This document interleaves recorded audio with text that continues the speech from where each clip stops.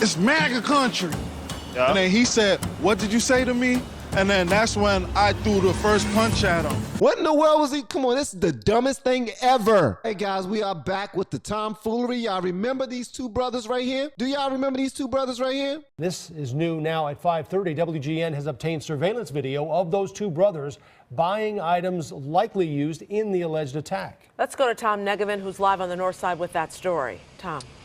That's right, and that part of the story, Micah and Joe, does pertain to those brothers, the Arcendaro brothers, who've been talking to police and prosecutors at 26 and Cal, the Cook County Criminal Courthouse. We know they're there today. We know now where they were on Monday, January 28th, just hours before Jussie Smollett reported a hate crime in the Streeterville neighborhood. Take a look at the video of them on that day here in the Uptown neighborhood at a beauty supply shop. What you're seeing them purchase are a couple of balaclavas or ski masks, along with some gloves that they bought at this nondescript shop in Uptown, and a red cap. Specifically, we're told by staff here, they sought out those items. They don't sell a whole lot of ski masks here, they tell me, but these two brothers seem very eager to pick them up and seemed very urgent about that, according to a store security guard who tells me the brothers stood out in his mind. He had questions about their purchases, about what they were doing there, and,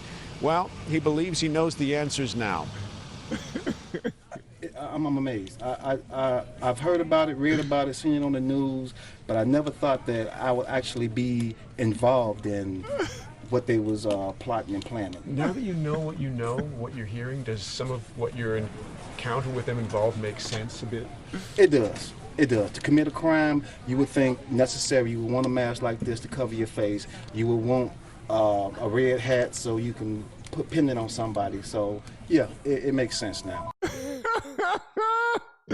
All right, guys. So the reason why I played that is because apparently y'all remember Jussie Smollett, but Dave Chappelle calls him Juicy Smollett.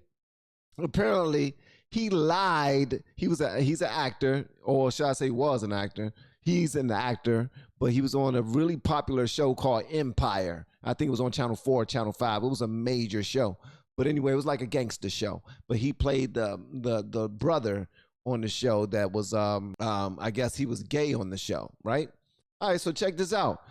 Something happened with his career, and he got all melodramatic about it. So he contacted two brothers and said, yo, I need y'all to beat me up, and I want y'all to act like y'all are MAGA supporters, all right? And we're going to do it publicly and everything. And all of Black America was like, man, that's messed up that they did that to Jussie Smollett. They're going to call him gay names and call him all these transphobic names and homophobic names and call him racist slurs. And then they put a noose around his neck and he came back to the hotel. I'm like, dude, you could have written a better damn script, man. I never believed it.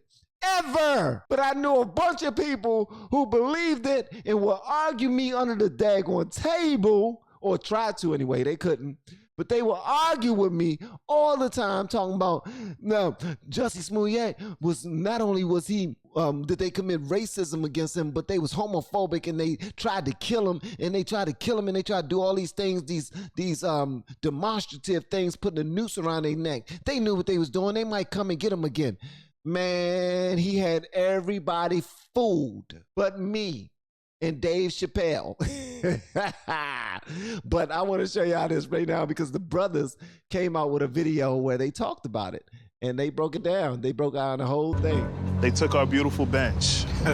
This is where we waited for Jussie to come before we attacked him. So we got here with 10 minutes to spare, and we had to plan our escape route to survey the land. His building is actually right here, right above the stairs that we're going to attack him at. They said his building is right up there above the stairs where we're going to attack him at, you know. Where apparently they used to work with him in, I guess, in movies or something, or one of them was his trainer or both of them was his trainer. I don't know. But he hired them and said, yo, I got some money for y'all. Y'all trying to do a job for me? We made sure we got there at 2 a.m. sharp. On the dot. On the dot. We had no phones because he did not want us to bring any phones. He said, so we don't lose them. I don't know if that's really the reason, but you can deduce your own reason. So 2 a.m., he was nowhere to be found. He was not there. So we were like, damn, what do we do?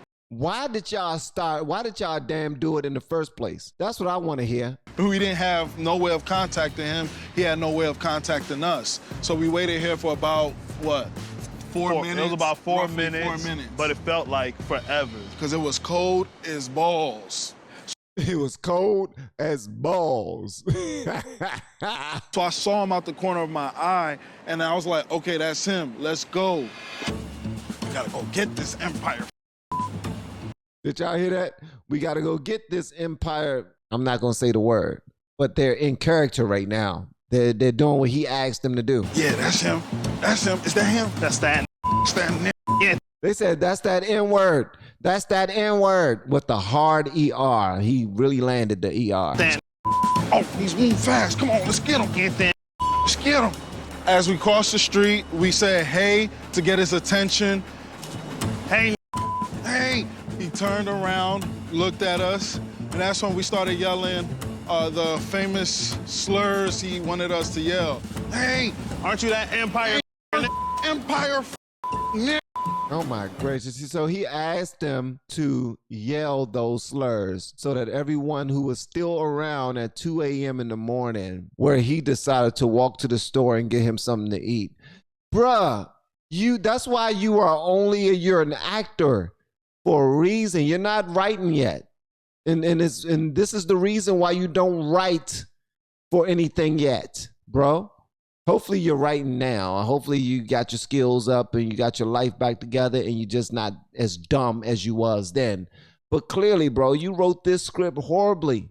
You wrote it horrible, as they say. It was the dumbest thing in the world, but let's continue. It's MAGA country. Yeah. And then he said, what did you say to me? And then that's when I threw the first punch at him. So he yelled, it's MAGA country. And then Jussie Smollett looked around and said, okay, people are watching. Okay. What did you say to me? I held the blow because I didn't want to hurt him, of course. So I made it look real, but I held it. Then we started tussling, moving around, and then I threw him to the ground. He wanted it to look like he fought back.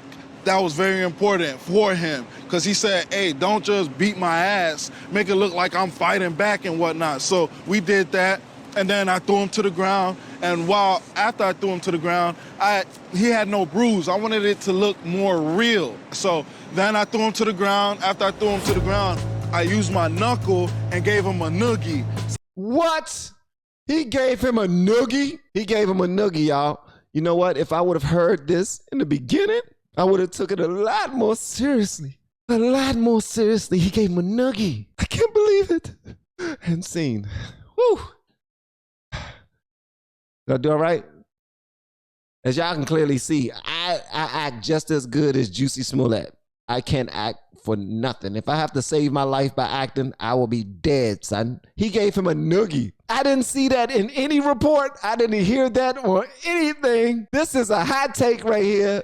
He gave him a noogie. What? He might as well also farted on him. Like with it, we playing.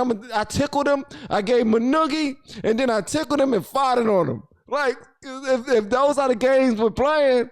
Matter of fact, let's continue. He probably did fart on him. I don't know. So I went like this. Yeah, give him a wedgie or something.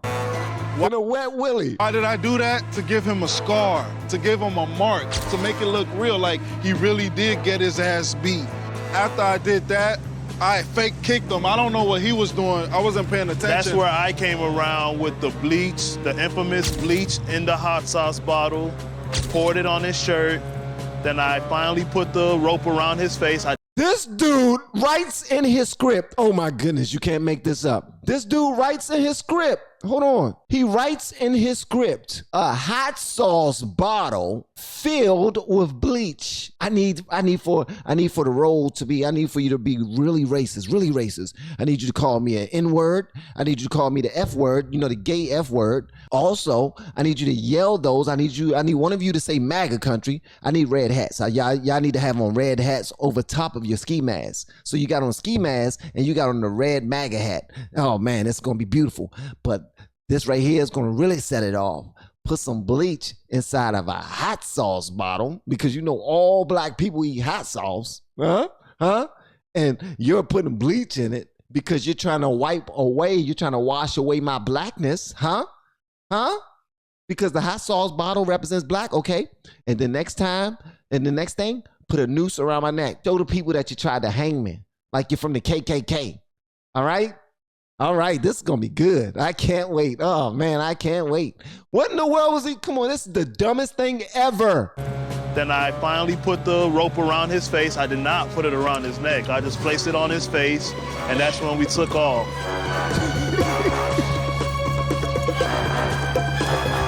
So, and then he put the rope around his face. He didn't want to put it around his neck because that's too much right there. Like, no, it's certain things I do, it's certain things I'm not doing in this role, okay? Take it or leave it. Take it or leave it. That's a non-negotiable. This was the dumbest sugar honey iced tea in the world, man.